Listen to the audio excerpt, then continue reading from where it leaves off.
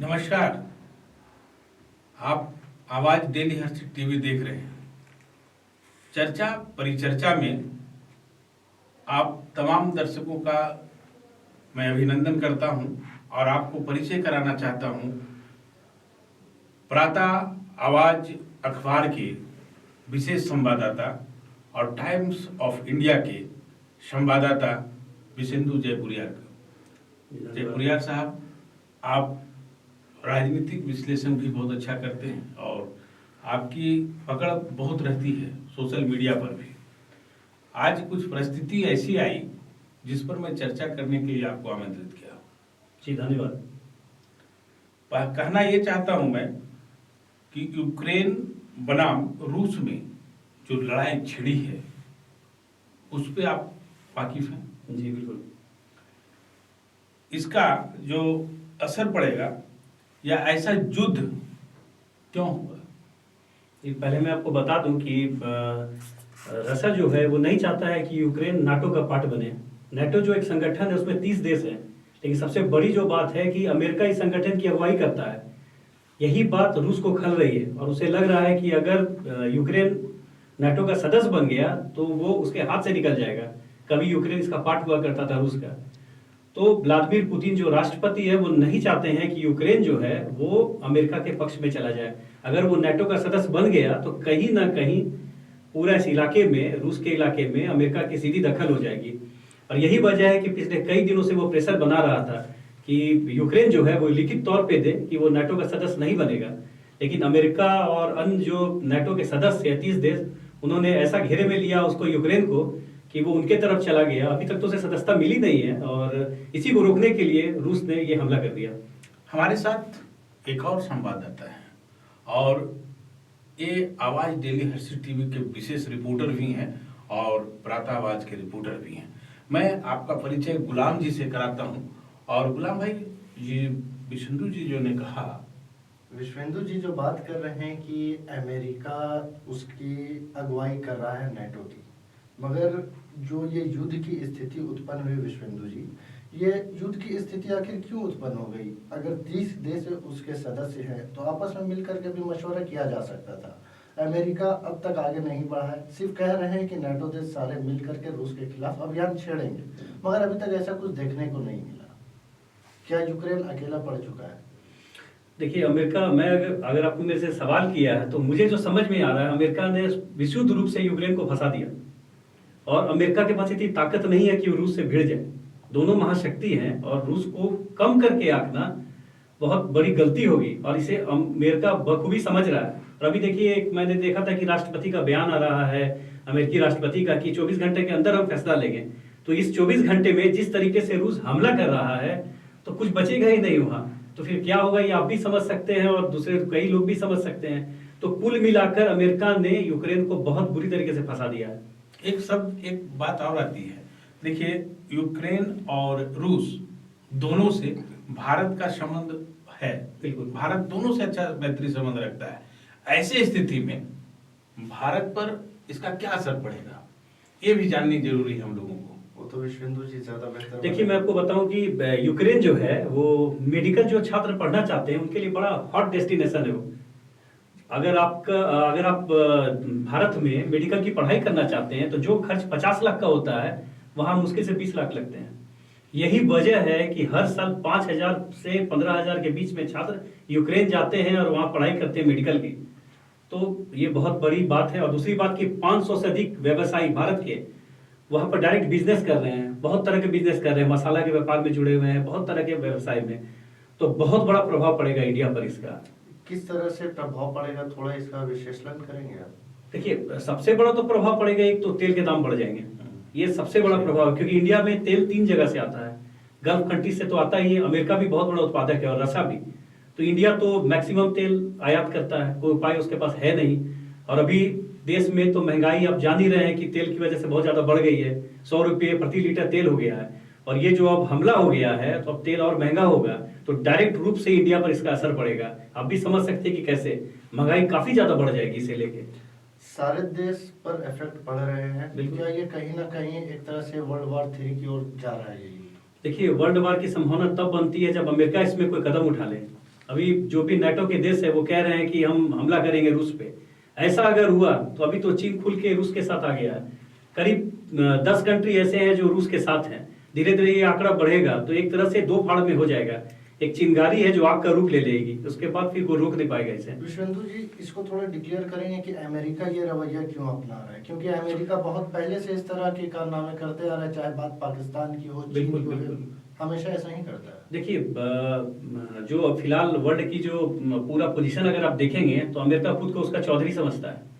America की एक आदत है कि हर कंट्री में टांग अड़ाने का, ये अमेरिका की पुरानी आदत रही है और इसे रूस भी पसंद नहीं करता है। कई कंट्री है जो उसके खिलाफ है इस मामले को लेकर।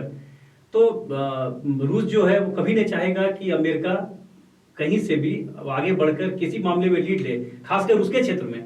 और चीन को एक मौका मिल गया है, क्योंकि कोरोना मामले को लेकर उससे पहले से ही चीन के खिलाफ अमेरिका रहा है, लेकिन कोरोना मामले में जिस तरह से अमेरिका ने चीन की घेराबंदी की है तो चीन कहीं ना कहीं खार खाए बैठा था, उसे भी एक मौका मिल गया है। तो दो बड़ी शक्तियां चीन और रूस जब मिल जाएंगे तब तो बहुत भारी पड़ने वाला है।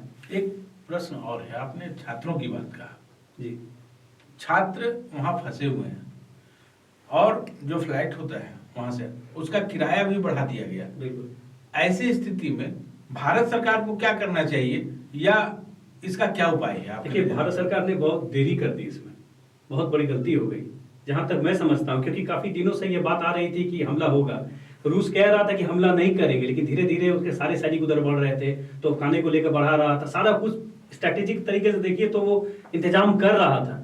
लेकिन भारत सरकार ने इसमें देरी कर दी और अब तो कोई विकल्प ही नहीं है। फिलहाल भारत सरकार जो वहां बॉर्डर के देश है उनसे उनकी बातचीत चल रही है कि बिना वीजा के इन छात्रों को वहां से निकाल लिया जाए, लेकिन अब इसमें बहुत मुश्किल है कहना कि कैसे इन छात्रों को बचाया जा सकेगा। विश्वेंदु जी, ये कहीं ना कहीं भारत सरकार की विफलता को दर्शा रहा है, क्योंकि 5 दिनों पहले एडवाइजरी जारी कर दी गई थी वहां के सरकार के द्वारा कि सभी भारतीय अपने अपने घर को लौट जाएं।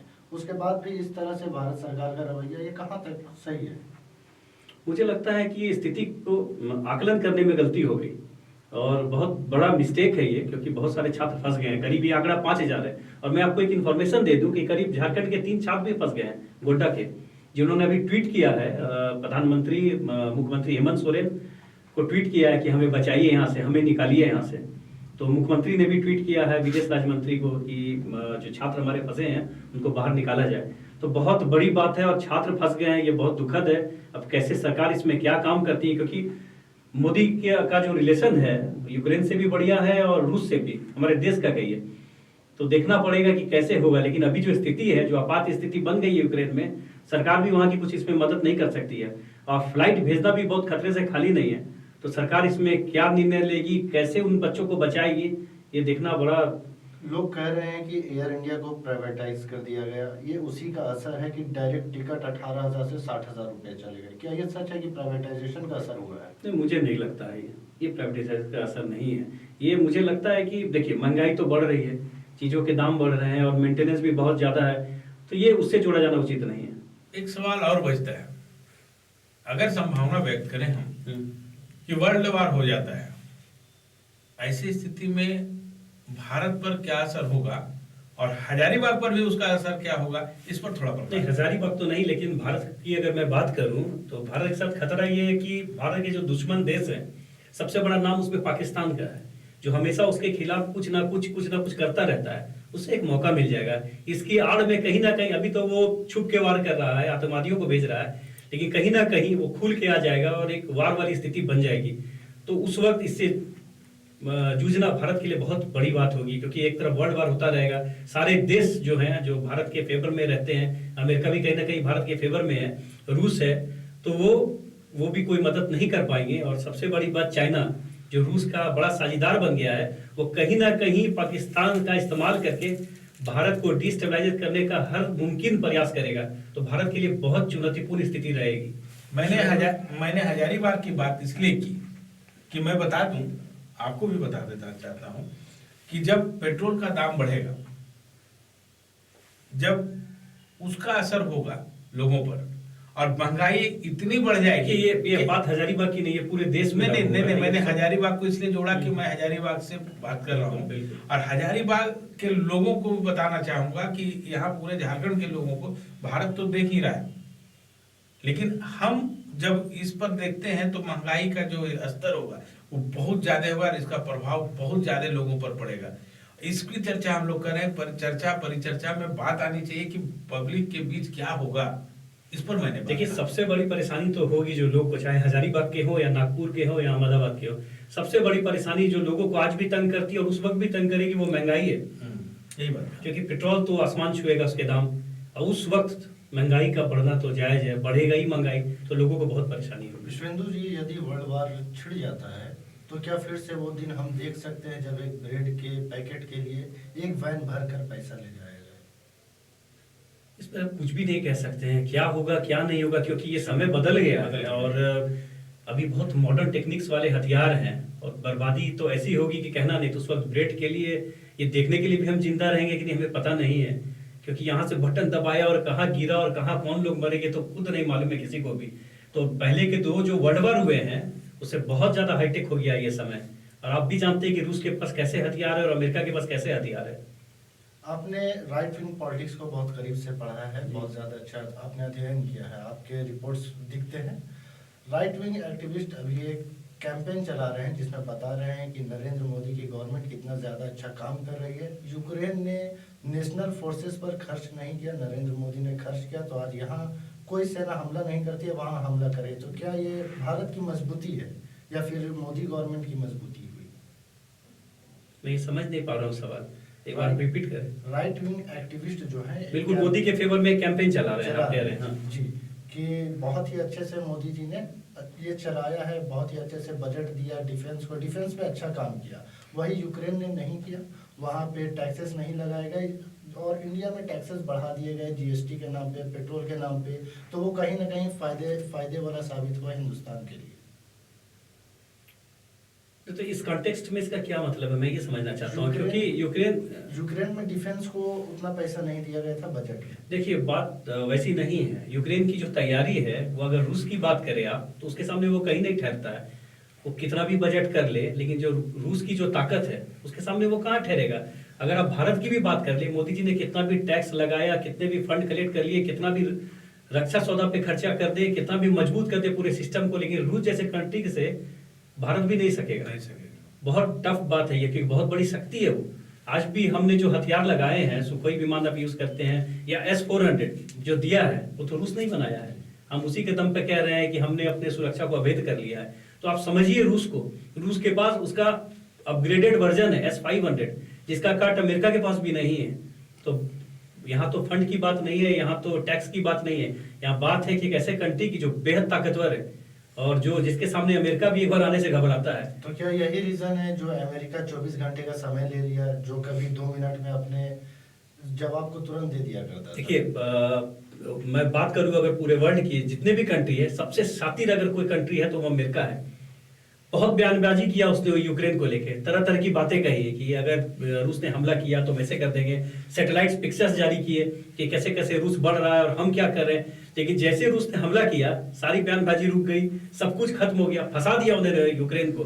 क्योंकि अमेरिकी राष्ट्रपति को बहुत अच्छे से मालूम है कि अगर उसने यहाँ कुछ भी किया तो इसका खामियाजा उन्हें भी भुगतना होगा। और ऐसे में ना तो वे अपनी सुरक्षा को खतरे में डालेंगे, ना वहाँ के नागरिकों को, ना अमेरिका को। तो बहुत चालाकी से उन्होंने काम लिया है और एक तरह से कहिए तो उनके जो इमेज है वो बहुत नीचे गया है, बहुत खराब हो गया है इस मामले में। यूक्रेन बनाम रूस में छिड़ी जंग पर ये हमारी चर्चा परिचर्चा थी। आगे भी इसी तरह का कार्यक्रम हम आपके बीच लेते आते हैं।